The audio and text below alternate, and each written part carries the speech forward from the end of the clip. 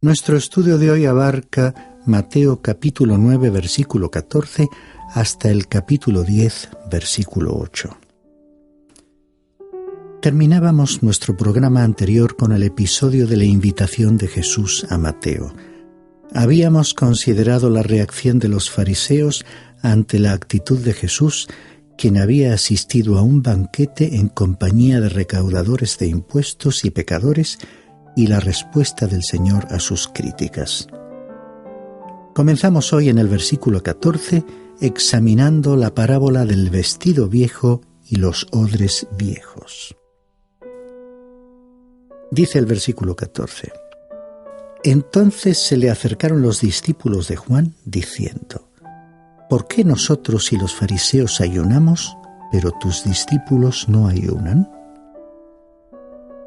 Los discípulos de Juan el Bautista habían estado observando a los discípulos del Señor Jesús. Después de todo, algunos de estos últimos habían sido en un principio discípulos de Juan, como en los casos de Andrés y Felipe. Como hemos señalado anteriormente, Juan fue un profeta que surgió de las páginas del Antiguo Testamento y se introdujo en los tiempos del Nuevo Testamento para cumplir lo que el profeta Malaquías había predicho, que vendría un mensajero para preparar el camino al Señor Jesús, anunciando su llegada. Y el Señor vino, tal como Juan había proclamado. El Señor iba a enunciar un principio importante y a revelar el hecho de que estaba por comenzar un nuevo período de tiempo en el contexto de las relaciones entre Dios y la revelación de su voluntad con respecto a los seres humanos. Con respecto al ayuno, tiene en la actualidad un valor real para los creyentes, aunque no existe ningún mandamiento ordenando ayunar. La idea detrás de esta práctica implica una actitud de postrarnos ante Dios, expresando nuestra necesidad de su misericordia y ayuda. Leamos los versículos 15 al 17. Y Jesús les dijo: ¿Acaso los acompañantes del novio pueden estar de luto mientras el novio está con ellos? Pero vendrán días cuando el novio les será quitado, y entonces ayunarán. Y nadie pone un remiendo de tela nueva en un vestido viejo, porque el remiendo al encoger se tira del vestido y se produce una rotura peor. Y nadie echa vino nuevo en odres viejos, porque entonces los odres se revientan, el vino se derrama y los odres se pierden, sino que se echa vino nuevo en odres nuevos, y ambos se conservan. Nuestro Señor les estaba explicando que el antiguo pacto, la dispensación o el período de la ley, estaba llegando a su fin y que Él no había venido para proyectarlo o continuarlo en esta nueva época. En realidad, había venido para proveer una vestidura nueva, que consistía en un manto de justicia que Él daría a todos los que confiasen en Él. Los odres, hechos de pieles de animales, se dilatarían al entrar en contacto con el vino nuevo. Pero los odres viejos ya habían alcanzado el punto de mayor dilatación y al ser llenados con vino nuevo, reventarían, perdiéndose así el vino. El Señor quería decir que no había venido para colocar remiendos sobre ropas gastadas, viejas, sino para presentar una vestidura completamente nueva. Esta fue una afirmación radical que el evangelista Juan resumió en su libro, en el capítulo 1, versículo 17. Porque la ley fue dada por medio de Moisés. La gracia y la verdad fueron hechas realidad por medio de Jesucristo. Llegamos ahora al milagro en que Jesús sanó a una mujer y resucitó a una niña. Aquí tenemos los milagros 8º y 9º unidos en este relato. Ambos son milagros de sanidad que dieron lugar a escenas dramáticas. Leamos el versículo 18. Mientras les decía estas cosas, he aquí vino un oficial de la sinagoga y se postró delante de él diciendo: Mi hija acaba de morir, pero ven y pon tu mano sobre ella y vivirá. El escritor Lucas, en su Evangelio, capítulo 8, versículos 41 y 42, nos cuenta que el dirigente judío vino a Jesús para pedirle que sanara a su hija que estaba enferma de muerte. Mientras el padre esperaba para hablar con Jesús, vino un criado para informarle que su hija había muerto. Al disponerse Jesús y sus discípulos a seguir a Jairo, el padre de la niña, le siguió una gran multitud. Leamos los versículos 20 y 21. Y he aquí una mujer que había estado sufriendo de flujo de sangre por 12 años, se le acercó por detrás y tocó el borde de su manto, pues decía para sí: si tan solo toco su manto, sanaré. Este pasaje es llamativo. La niña enferma tenía 12 años y la mujer enferma había sufrido de flujo de sangre durante 12 años. Aquí vemos que 12 años de luz y vida se habían ido de la vida de aquella niña, y por otra parte, 12 años de oscuridad estaban llegando a su fin y la luz estaba iluminando la vida de la mujer. Es todo un contraste entre la luz y las tinieblas. Observemos que Jesús no la tocó como hizo en otros milagros, sino que ella le tocó a él. Sin embargo, no fue el método el que la sanó, sino su fe. Dice el versículo 22: pero Jesús, volviéndose y viéndola, dijo: hija, ten ánimo, tu fe te ha sanado. Y al instante la mujer quedó sana. Lucas, el médico, nos da más detalles sobre este milagro, diciendo que ella efectivamente tocó a Jesús y fue sana. Después Jesús continuó su camino hacia la casa de Jairo. Leamos los versículos 23 al 26. Cuando entró Jesús en la casa del oficial y vio a los flautistas y al gentío en ruidoso desorden, les dijo: retiraos, porque la niña no ha muerto, sino que está dormida. Y se burlaban de él. Pero cuando habían echado fuera a la gente, él entró y la tomó de la mano y la niña se levantó. Y esta noticia se difundió por toda aquella tierra. Cuando Jesús llegó a la casa se encontró con que nadie creía que él podía resucitar a la niña. Esta fue la primera resurrección de un muerto registrada en los evangelios, considerando que hubo 3 casos notables de resurrección. El método para resucitarlos fue siempre el de hablar directamente a la persona. Llegamos ahora al 10º milagro, en que Jesús abrió los ojos de 2 ciegos. Leamos los versículos 27 al 31. Al irse Jesús de allí, 2 ciegos le siguieron gritando y diciendo: Hijo de David, ten misericordia de nosotros. Y después de haber entrado en la casa, se acercaron a él los ciegos y Jesús les dijo: ¿creéis que puedo hacer esto? Ellos le respondieron: sí, Señor.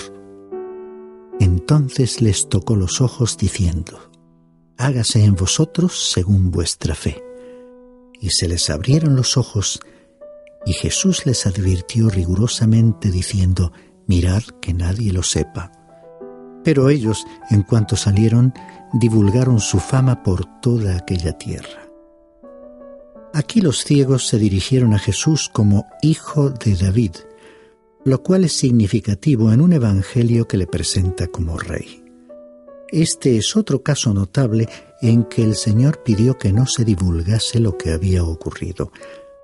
Al leproso le había dicho lo mismo. Seguramente Jesús quería evitar que las muchedumbres se abalanzaran sobre él con el fin de recibir la salud física y le estorbasen en su predicación y actividades. En este caso, vemos que los que recobraron la vista no pudieron contener su alegría y divulgaron la noticia. Los versículos 32 al 34 relatan el 11º milagro en que Jesús sanó a un hombre mudo endemoniado. Y al salir ellos de allí, he aquí le trajeron un mudo endemoniado. Y después que el demonio había sido expulsado, el mudo habló. Y las multitudes se maravillaban y decían: «Jamás se ha visto cosa igual en Israel». Pero los fariseos decían: «Él echa fuera los demonios por el príncipe de los demonios». En los capítulos 8 y 9, este es el tercer incidente de posesión demoníaca. Los fariseos no negaron que él había hecho hablar al mudo, hacer ver a los ciegos o andar al paralítico. Le acusaron de realizar estos milagros por el poder de Satanás. Leamos el versículo 35. Y Jesús recorría todas las ciudades y aldeas enseñando en las sinagogas de ellos, proclamando el evangelio del reino y sanando toda enfermedad y toda dolencia. Aquí voy a distinguir entre el evangelio del reino y el evangelio de la gracia de Dios. Esto no significa que hay dos evangelios, hay un solo evangelio, pero en él hay muchas facetas. El evangelio del reino era el anuncio de que el reino de los cielos se había acercado y que había que prepararse para el rey. Se requería una condición del corazón que aceptase y siguiese al rey, que después iba a ir a la cruz.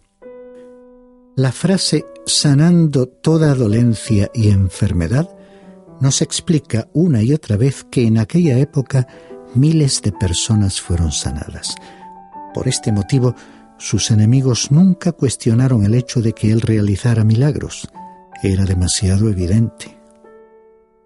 Aunque en un programa anterior ya he hablado sobre la sanidad en nuestro tiempo, enfatizaré nuevamente que el Señor Jesucristo es el gran médico, y yo creo que puede sanar hoy en día, tal como lo hizo en aquellos tiempos.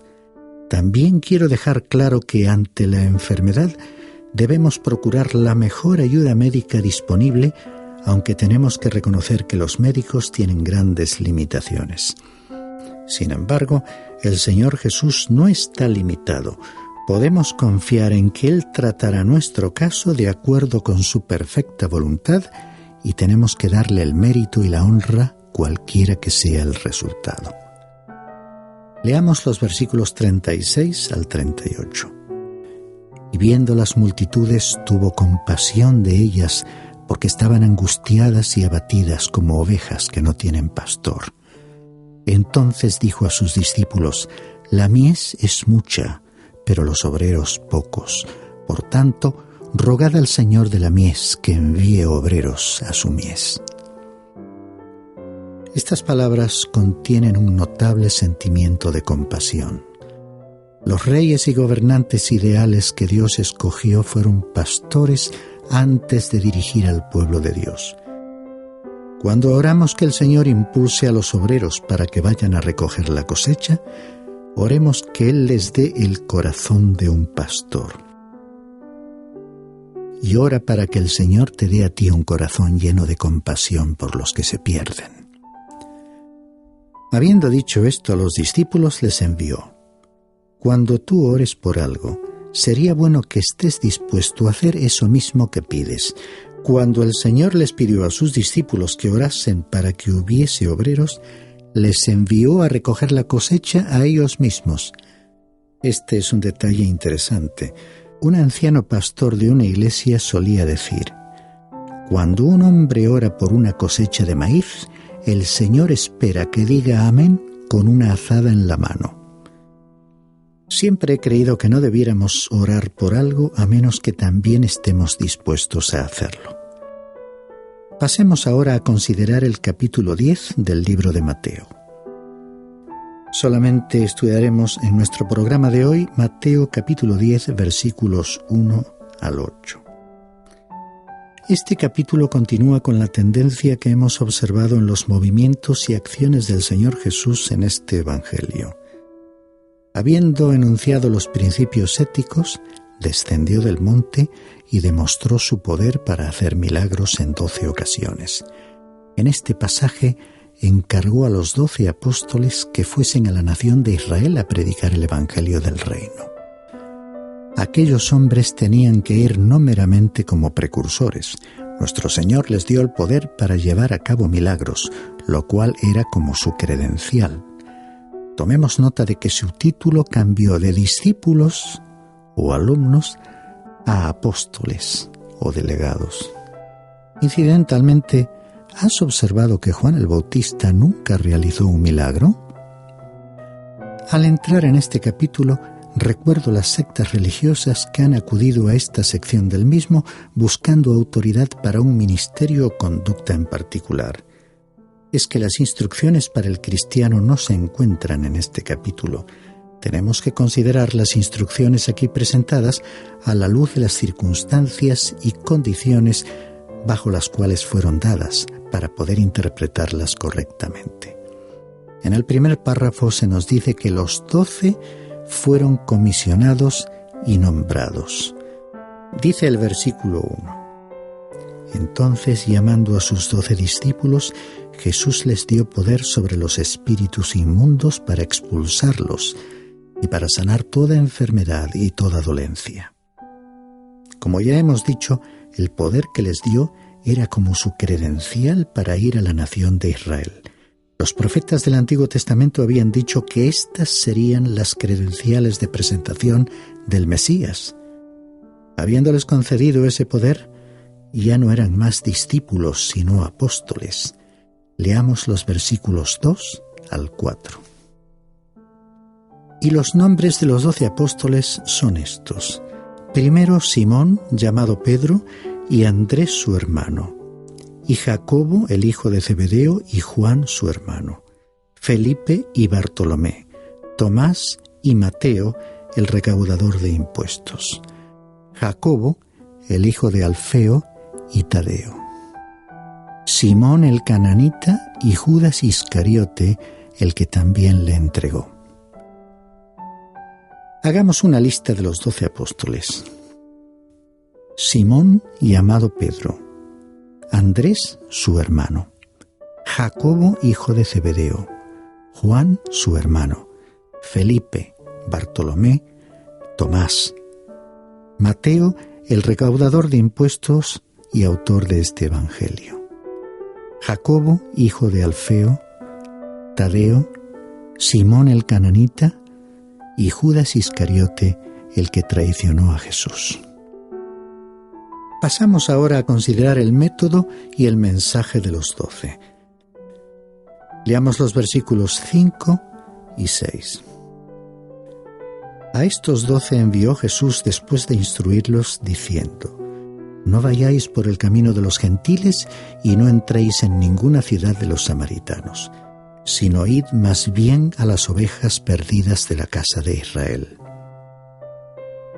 Si tú fueras a utilizar las instrucciones que se encuentran en este capítulo para tu ministerio y actividades, tendrías que limitarte a la nación de Israel, ya que, como dice el texto, este ministerio era para ser ejercido entre las ovejas perdidas de la casa de Israel. Evidentemente, estos versículos no presentan la comisión o encargo que como Iglesia nosotros hemos recibido. Observemos el contraste con nuestra comisión en el libro de los Hechos, capítulo 1, versículo 8. Y me seréis testigos en Jerusalén, en toda Judea y Samaria, y hasta los confines de la tierra. Observa que a nosotros se nos pidió incluir a Samaria y a los confines de la tierra, mientras que Jesús advirtió en este capítulo a los 12 apóstoles que se mantuviesen fuera de Samaria y que no fuesen por los caminos de los gentiles o paganos, sino solamente a las ovejas perdidas de la casa de Israel.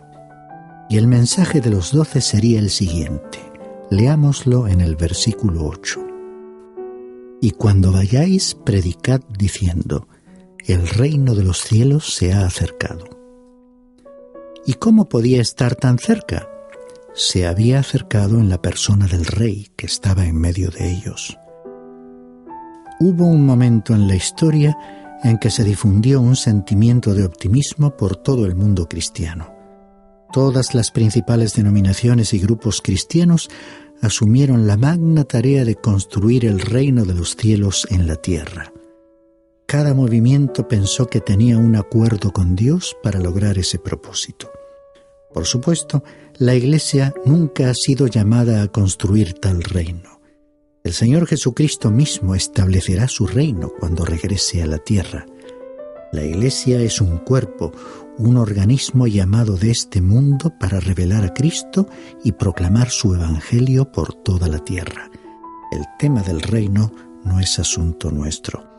El reino de los cielos está dentro de nosotros cuando recibimos a Cristo en nuestras vidas. Observemos cómo nuestro Señor envió a los 12 con las mismas credenciales que Él mismo tiene. Leamos el versículo 8. Sanad enfermos, resucitad muertos, limpiad leprosos, expulsad demonios. De gracia recibisteis, dad de gracia. Yo insisto en que si alguno considera que puede ejercer uno de los ministerios mencionados en este último versículo, debería estar capacitado para ejercer todos los que aquí se citan. Y observemos que se incluye la resurrección de muertos. Obviamente, la misión de realizar estos milagros fue aplicable a una época y a las circunstancias concretas en que fue encomendada. En nuestro próximo programa continuaremos examinando las instrucciones dadas a los 12 apóstoles en su misión a Israel.